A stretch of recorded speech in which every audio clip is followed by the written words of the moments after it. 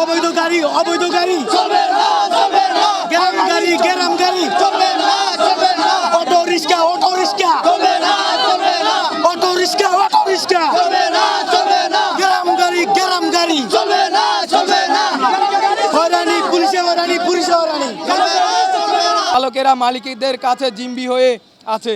আমরা এই স্বাধীন দেশে জিম্মি হয়ে মুক্ত কামনা করছি।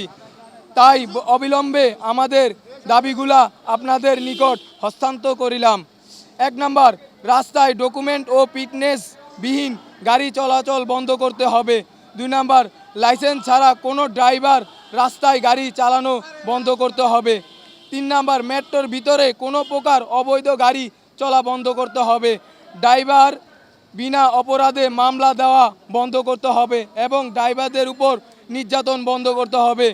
5 নম্বর, সর্বোচ্চ মামলার খরচ 500 থেকে 1000 টাকার মধ্যে হতে হবে।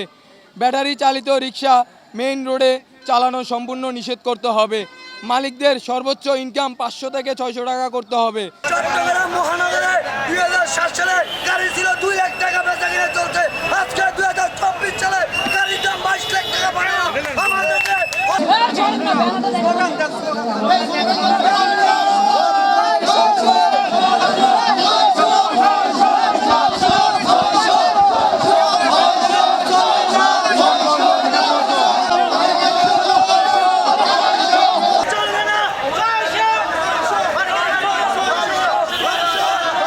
লাখ টাকা বানায় আমাদের আজকে 1000 টাকা গাড়ি ইনকাম নিচ্ছে।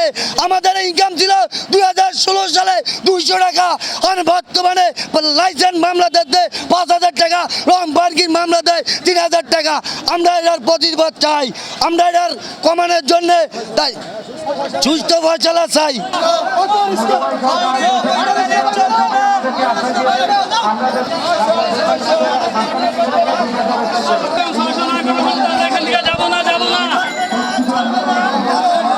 আমাদের দাবি হচ্ছে যে আজ কোম্পানিদের নির্যাতন হয়নি, আমাদের ইনকাম 1000 থেকে 1100 টাকা করা হচ্ছে।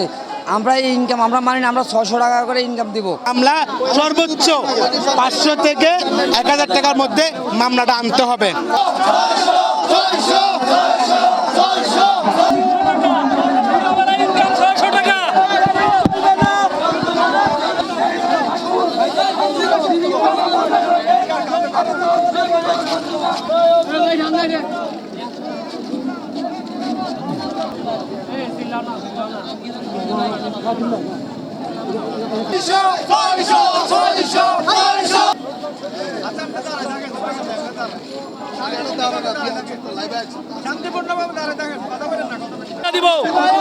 আমাদের 600 টাকা ইনকাম মানতে হবে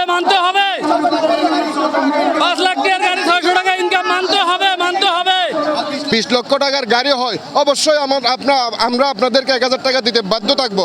আর যদি আপনারা যদি 1000 টাকা মানে কি ইনকাম দাবি করেন, আমাদেরকে সেল রসিদ দেখাতে হবে। আর যারা সেল রসিদ দেখাতে পারবেন না তাদেরকে আমরা বিনীতভাবে অনুরোধ জানাচ্ছি 600 টাকার উপরে কেউ ইনকাম নিবার চেষ্টা করবেন না। চলবে না